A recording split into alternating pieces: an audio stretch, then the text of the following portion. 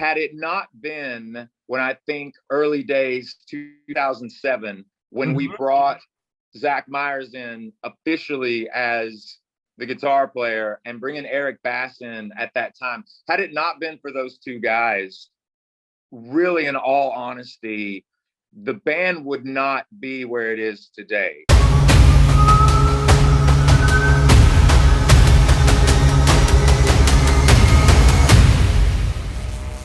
Cause it's about to get heavy. It's about to.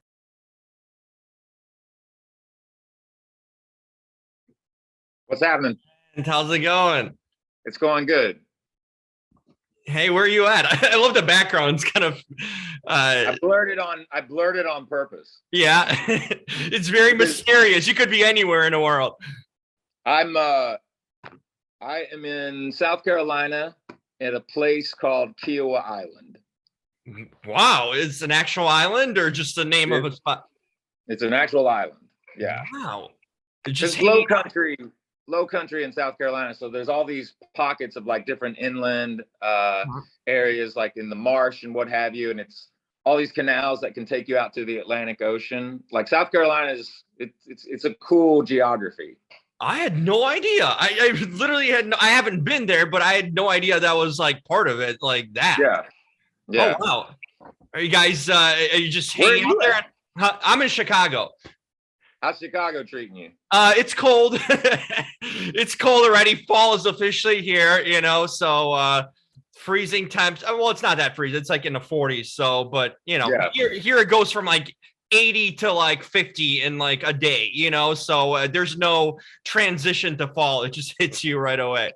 Yeah, that's kind of what's going on here right now, because South Carolina is one of those areas in the United States, you know, with the panhandle and things of that nature. You get closer to like Florida, and between North Carolina, South Carolina, there's not a lot of days of winter, but like this morning it was like 45 degrees, which even at this time of the year, it's a little chilly. Are you living out there? You know what? I, for all intents and purposes, yeah, because everything that transpired from last year at the initial beginning of the pandemic, I was in California and quarantined for 28 weeks out there. Left in June. We immediately began the writing process for SHINEDOWN'S 7, which will be coming out at the beginning of 2022. So I've clocked in this particular hotel I'm at. I've been living in this hotel on and off because we've been going back and forth probably for like the last year. But like it's not like a permanent residence. It's just Eric, our bass player, producer, engineer. He's way more than just a bass player. He lives in South Carolina. He's about 8 minutes from me. Oh, that's convenient. So it's convenient for me to be here while we have all of these projects going on. So it's just more convenient for me to be here. Were you guys, I mean, originally you were based in Jacksonville, right? Are the other band?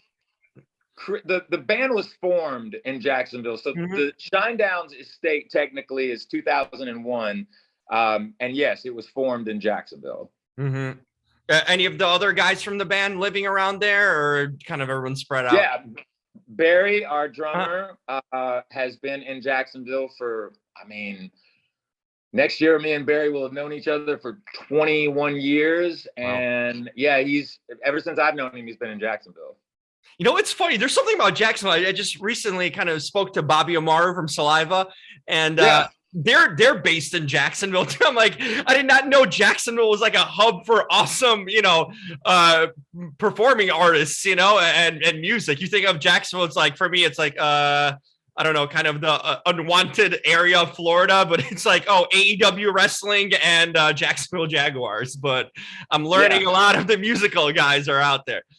There's such a, there's quite, in a lot of ways, and there's actually quite an elegant, you know, musical base there. And it's interesting to, you know, dive in. Obviously, Lynyrd Skynyrd, a lot of different Southern rock acts and what have you. Limp Bizkit's based in Jacksonville. That's right, them too. Yeah, it's crazy. Yeah, it's interesting too. Like with Saliva, you know, the original Saliva, that was, I know Josie's from Memphis, and the band originally came out of Memphis, but I think two I know Bobby's in Jacksonville, Yeah. and I believe Brad Stewart still works Yep. with Saliva as well. And let me put it to you this way: there are a lot of fantastic, not only musicians but songwriters based in Jacksonville. Yeah, man, it really is kind of a mecca for a lot of different styles of music, actually. Interesting. You would never have pictured kind of Jacksonville. You don't hear about it as like being a hub. You have like Memphis, obviously. You have like Nashville, and then you have certain pockets of California and all that, but you never hear, you about Georgia, obviously, but kind of Jacksonville is like the hidden, unknown, gem for a lot of you guys out there. Yeah, and another thing too, like we take it very seriously in Shinedown. We're an anomaly in the industry, especially now. Yeah. We've had the same management for 20 years, never been with another manager. So Indigo, McGathy Promotions, Bill McGathy. Mhm. We've been on the same record label, Atlantic Records. For next year will be officially 20 years. That's crazy. That's not a normal thing in the music industry right now. So I think about Ahmet Ertegun, the founder of Atlantic Records, and you had these areas of time, and it also holds true in the last few generations and what have you. But Ahmet Ertegun made it a thing in regards to artist development. So getting out of these big cities, he would go in to the heartland. He would go into the South. He was going into these areas to find these musicians and these songwriters and these performers that are just extraordinary. I mean, this is the man that, found Aretha Franklin, Otis Redding, Ray Charles, Led Zeppelin. Wow. I mean, he kind of pioneered the dynamic of what we call artist development. He was like, you've got to go into these places and see where the true artists actually are. So when you talk about Jacksonville, that's an example of like, you got to get in there, man. And once you get in there, you start figuring out, holy moly, there is a lot of talent here. Which is great because, that's what a good scout or, a person does, find talent kind of all over, and sometimes in unexpected places, more like obscure places too. So, that makes complete sense in that way.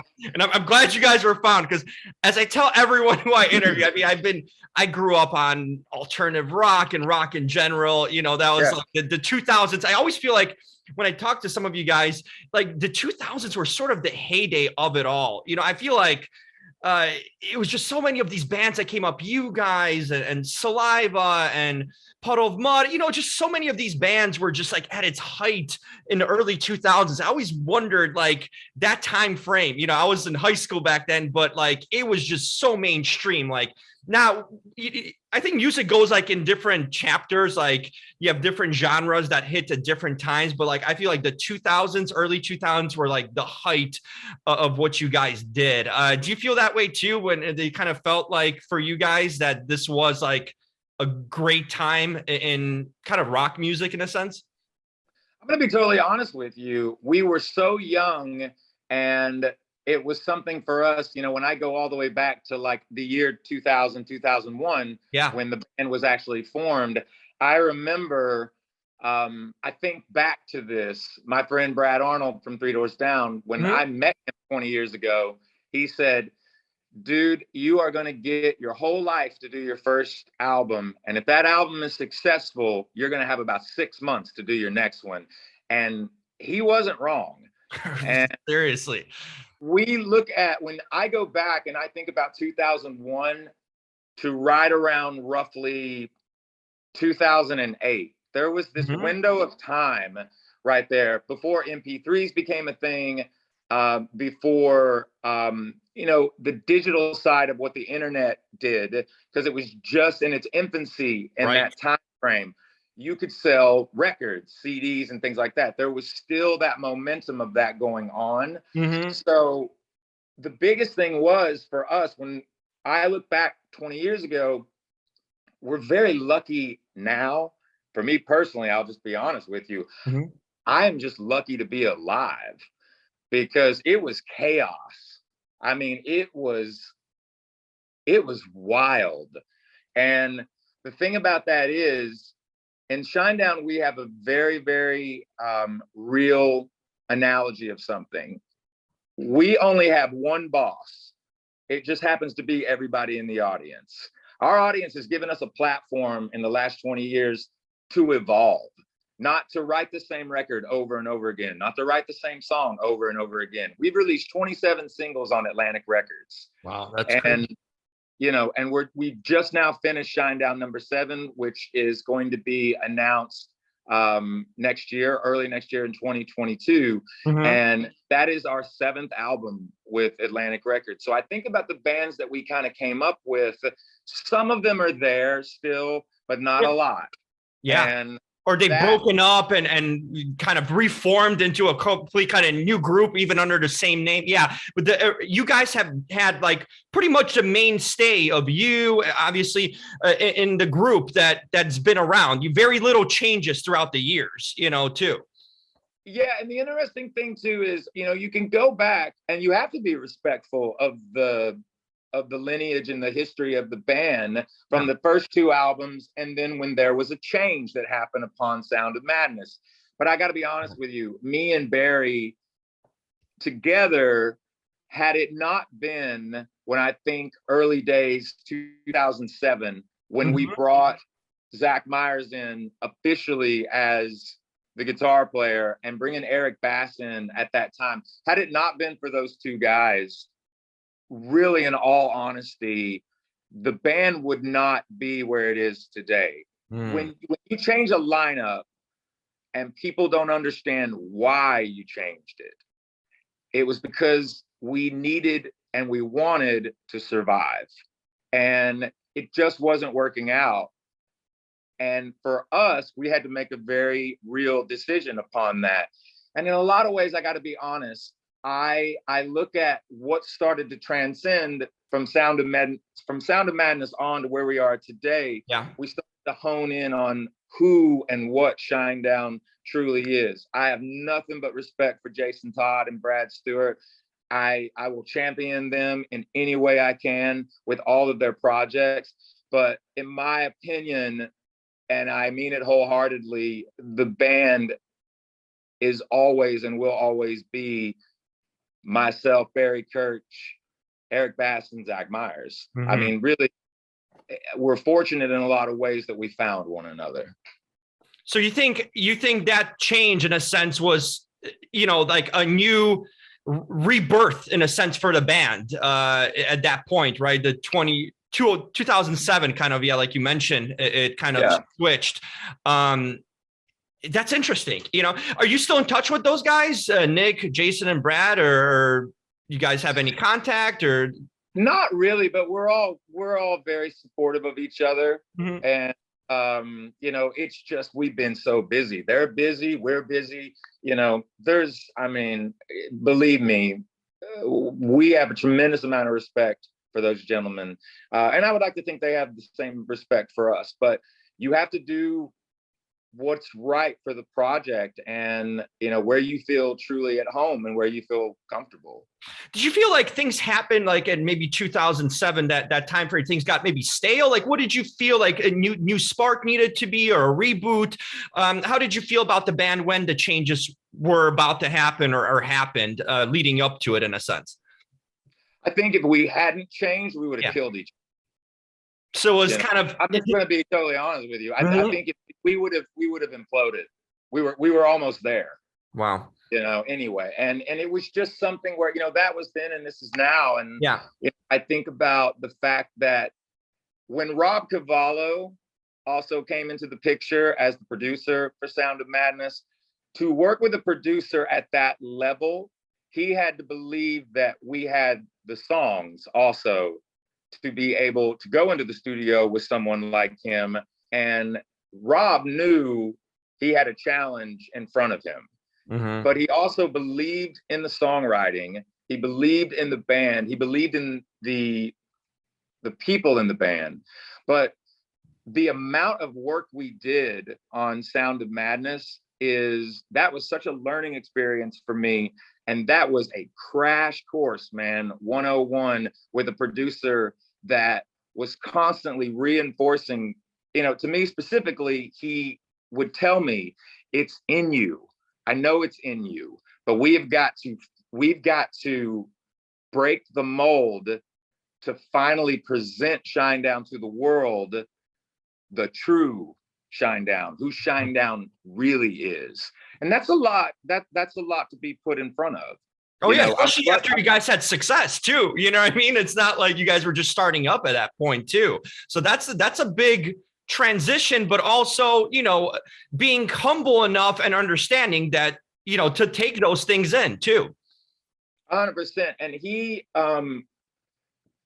was such an interesting individual to be around, because he did not, I don't think the man slept for 18 months. Like, I'm serious. Like, there literally, the work that we put in on that record wasn't done quick. There was a lot of detail, tons of pre-production, an enormous amount of songwriting. And I mean, once it was time to record, I mean, his days, I mean, and I was right there with him, but I mean, you're talking, I'm not embellishing, like 18-hour days. Wow. He did something smart though. He took the weekends off. He took Saturday and Sunday off just so he could kind of decompress and kind of see what we had done through the week. And then on Monday, he would come in with just this rejuvenation, and he had a clear head, and he could be really strategic in what we needed to do next. But just an astounding producer. Wow, it's probably meant to be. You know, as some things happen, you come across. I mean, the record speaks for itself. Totally, yeah, no question too. I completely agree. You know, another thing I'm excited about, you guys have a movie coming out too, which is kind of up my alley. That's going to be cool. Tell me about it. What can people expect to see in it? What's kind of the story or genesis of the film, and how did it even come up? Because I think that's awesome to get to finally see it kind of visually. Well, the dynamic is the movie's been out for about a month and a half, and you can get it on all services like iTunes, Vimeo, Google Play, Amazon Prime. You can rent it or buy it. It's not quote unquote a streaming service just yet. We're getting ready to service it internationally to a bunch of countries. So we worked with Gravitas Ventures. Yeah, they're a great company. Yep. Yeah, we're so stoked to work with them, and we actually had requested them to take a look at this project and what have you. There were a lot of people kind of in the running of who we could work with in regards to releasing the film. But when Gravitas said that they were interested, we immediately, because I'm a huge fan of that company. Yeah, they do great projects. We immediately said, we would love to work with you.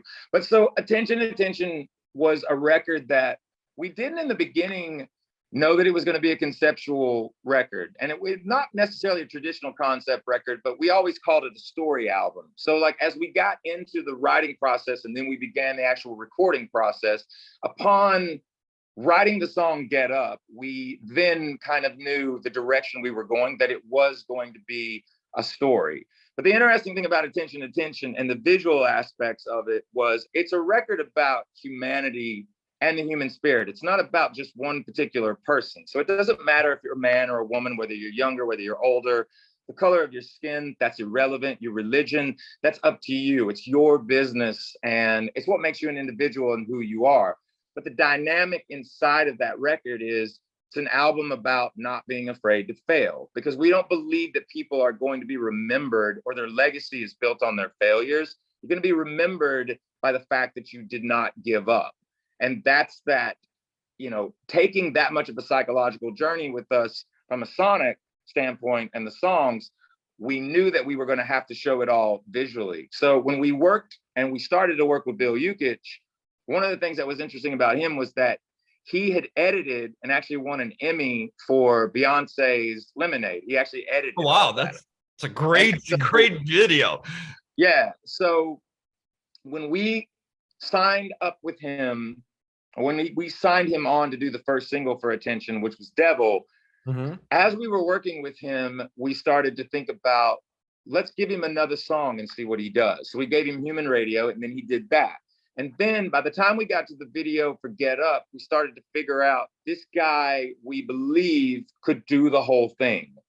And so when we presented that to him, and it was very ambitious because we were on an intense touring schedule for the record.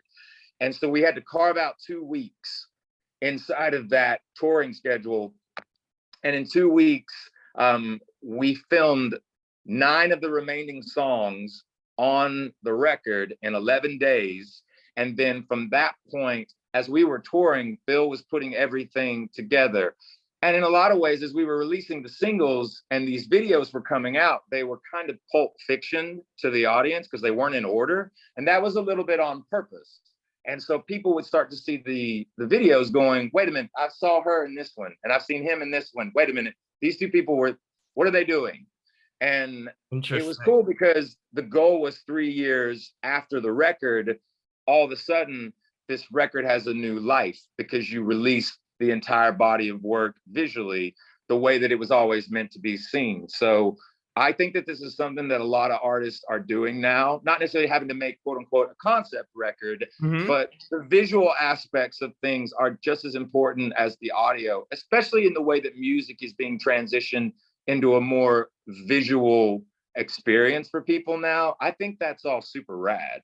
That's cool, man. I love that. I'm excited to see it. You know, I saw a trailer of it, but I'll definitely be checking it out. And I think roller coaster. It's a roller coaster ride. Yeah, and it's a cool inside look too. You know, for fans and just kind of seeing the work, you know, and collaboration too come out kind of in a film like form, which is awesome. You know, longer than a video would.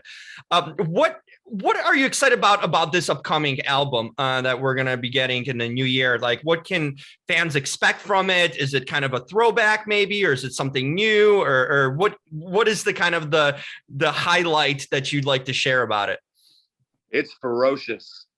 I mean, it's all I can tell people is buckle up, because we're definitely pushing the envelope. Once again, our audience, I have to be very, very, because they mean so much to us. I mean what I say. Our audience has always allowed us to evolve. We don't want to write the same record over and over again. We don't want to write the same song over and over again. Listen, we're rock and roll to the bone, but we're not influenced by just primarily you know, that particular style. The other side with me too, and with, you know, everybody in the band, we look at rock and roll as not a format or a genre of music. We look at rock and roll as a way of life.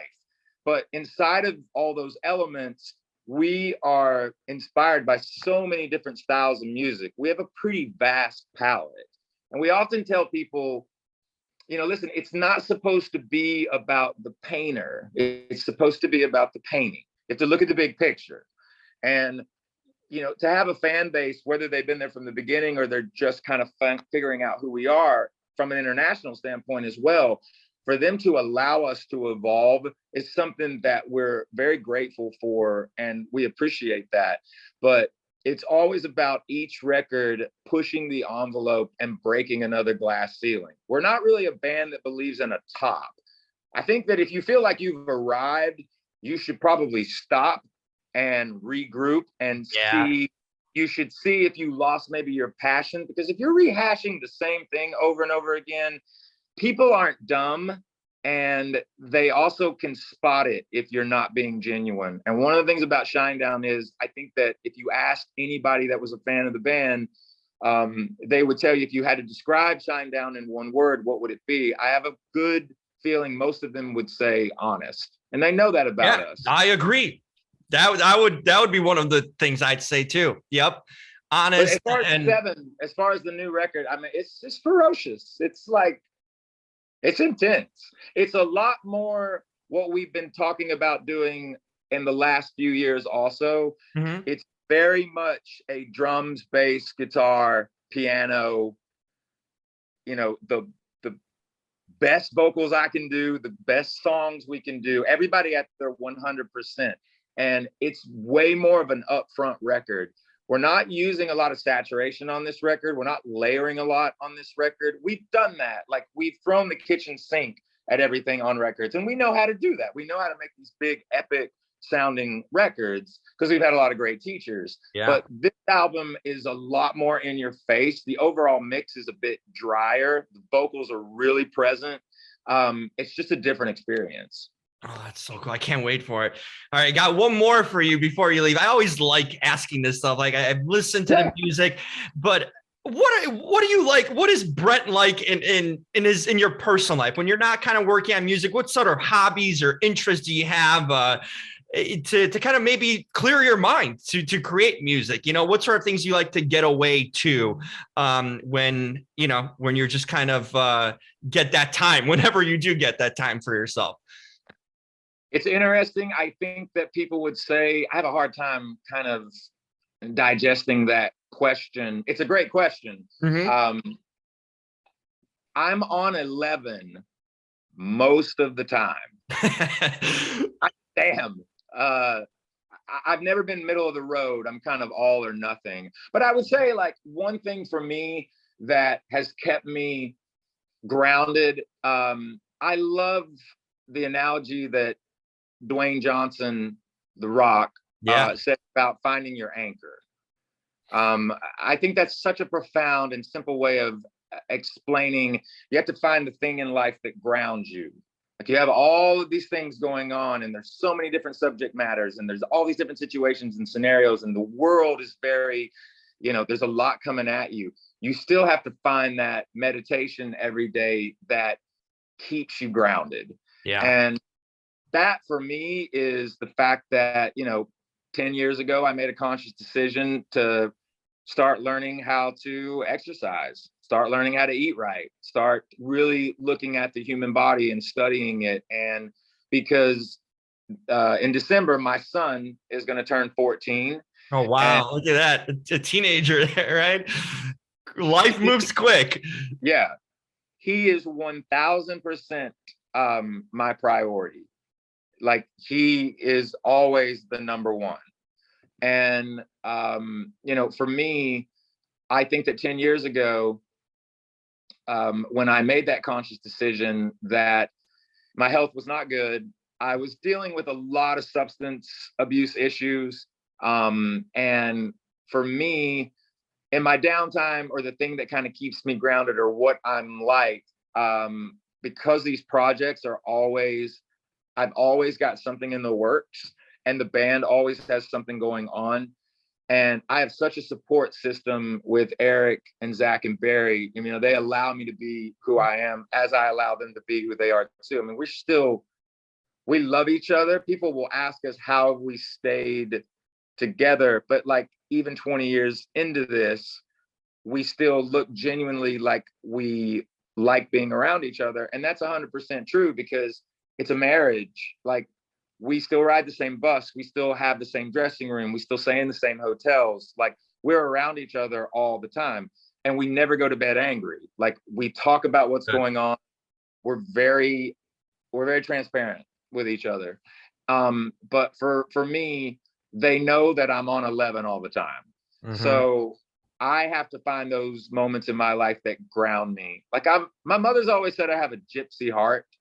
I'm always moving, yeah, I would say that, my physical fitness and trying to encourage other people to do that is a big thing with me, because you're just going to feel better. You're just going to have a better life. Oh, I'm on the same journey, Brent. Like, it's like I've gained some weight, but it's just like, it's cutting out the sugars, that you get kind of addicted to. And, it's tough initially to just drop it. You have that kind of withdrawal, as I imagine, like, sometimes it's crazy thing, but food withdrawal, or, to like sweets or whatever, can be as bad as it could be with drugs, or alcohol. It's like your body gets conditioned to it. But if you don't have it a few days, you feel more energetic, you feel more alive, so I understand what you mean. Just dropping certain bad habits, eating wise, really changes your mind. It gets clearer and everything. Your body feels better. It's amazing the transformation that you feel, when you switch up your diet. And the human body was meant to move. And that too. Yeah. Being active, It's something where, when you're moving, your blood flow is moving, your oxygen is moving. Like, and I always tell people too, like, between 2011 and 2012, I lost 70 pounds. Wow. That's a big loss. It was a big number. And, for me, what I've learned over the years, and my weight fluctuates, it goes up, it goes down, but the thing is that I tell people a lot of times also, I'm like, everything in moderation. It doesn't mean that you don't ever have to eat chocolate cake again. Just don't eat it every day. You know what I mean? And don't eat it before bed, or just have a slice instead of like 3. You know what I mean? That's it. That's a thing. It's, you don't have, that's such a profound thing, because people sometimes feel they need to go extreme or cold turkey, and cold turkey is hard with anything, you know. It's easing in or still enjoying certain things and allowing yourself to enjoy it, but not have, and you know what? It tastes better when you have it once every other week versus having it every other day. You know, you kind of appreciate it more. It's like, oh, you know, it tastes better than when you kind of gorge on it and then it's just like stuffing yourself with something. And you have to find that balance in everything you do in life. For us, the physical aspect of what we do on stage, we're not mannequins up there, man. Like, we move. And I mean, that's the whole point of a Shinedown show, is it's all about impact. So if we didn't take our health as seriously as we did, you know, we're all, aside from Zach, we're all in our 40s, but age is just a number, man. But to be able to continue that type of touring schedule that we keep, and looking at it once again as the big picture, it's our responsibility to take care of ourselves so that we can continue playing for people at our optimum best. Yeah, and the health. We've seen too many rockers lost young because of, you know, kind of you know, succumbing to the lifestyle, you know, whether the too much, not taking enough time for themselves to relax, or just getting into bad habits, you know, and to understand that and know that you're already at a different step, you know, when you know what you need to do to maintain this, you know, instead of it hitting you one day out of nowhere, kind of blindsiding you, like, and your life is in shambles at that point when it's too late. You know, I give you a ton of credit for having, and it's also the support system, you know, the people around you that encourage you, because it's tough to do it on your own. You know, you need to have these people in your corner that believe in you, that encourage you, that, you know, sometimes we'll have the real conversation with you, sit you down and be like, hey, this needs to change. You know, they're tremendous. They deserve tremendous credit, because they're always the instigators in a lot of ways of these positive changes too. So you doing that is really, it's great to hear. I'll tell you this, man, and I'm 100% honest about it. I think back to, once again, right around 2011, there was someone that said something to me. To this day, it's a presence of mind at all times. And this individual told me, she said, listen, and this was when I was having a lot of issues with alcohol, a lot of substance abuse. I was very overweight. I was a wreck. Yeah. And she basically said to me, I'm going to tell you something. I want you to really listen to me. And I'm like, okay, what? And she goes, you are way more dangerous when you're sober. You are way more dangerous when you are clear-headed and focused. But when you're inebriated, when that other guy comes out, you know, that guy is trying to kill you. And all the people around you that love you know what you're capable of. But that was kind of like a light bulb moment for me. Just that point of what she said, by saying, and I would say this to other people, you know, if you're having issues with those types of situations, think about it like that. You're way more dangerous when you're sober. And dangerous as in the opportunities, what you're capable of, you know, and that when you're laser focused. Yeah. You know I mean? When you know what you want, when you're clear-headed and you have an objective and you're there to accomplish it, whatever it is. Mm-hmm. That's when you're living. And when you're in those bad states, you're just kind of surviving or breathing. You know, there's a big difference between living life versus just, you know, breathing. You know, that's a whole different thing. And wow, it's really cool. We're all a work in progress. Yeah, and yeah, exactly. And you know, it's always a work in progress. And even with your mentality too, you know, you never really arrive, because once you arrive, that's when you really don't arrive, because then your mind is not in the right place. Like you mentioned that too, you know, it's always something to chase, something to do better, something to pursue. And, you know, nothing's ever figured out in life, you know, too, in that way. You know, it's like, once you think you have things figured out, you have nothing figured out at that point. So that's what makes life interesting, man. That's part of the journey. Yeah, exactly. Well, I'm super happy for you, and it's great to hear in such a great place, and able to inspire and motivate others, through your own experiences. The best, advice is through people who've gone through these things, and come out the other side of it. So I'm super stoked for you and the people around you. You surrounded yourself with some great people too along this journey, and I'm sure it's good to have a son that's proud, I'm sure, and and like I said, great bandmates that are there in your corner. I'm very lucky, man. And, it goes both ways. I've had a lot of people and continue to have a lot of people motivate me. I try to motivate them as much as we can. We're all in this together. And like you said, man, it's about living your life, not going through the motions. Exactly. Hey, this has been literally a treat for me. Whenever I talk to musicians, I always say, listen, my favorite band or performer or SHINEDOWN'S. They've always been my number one. It was the first concert I ever went to in 2005 at the House of Blues in Chicago.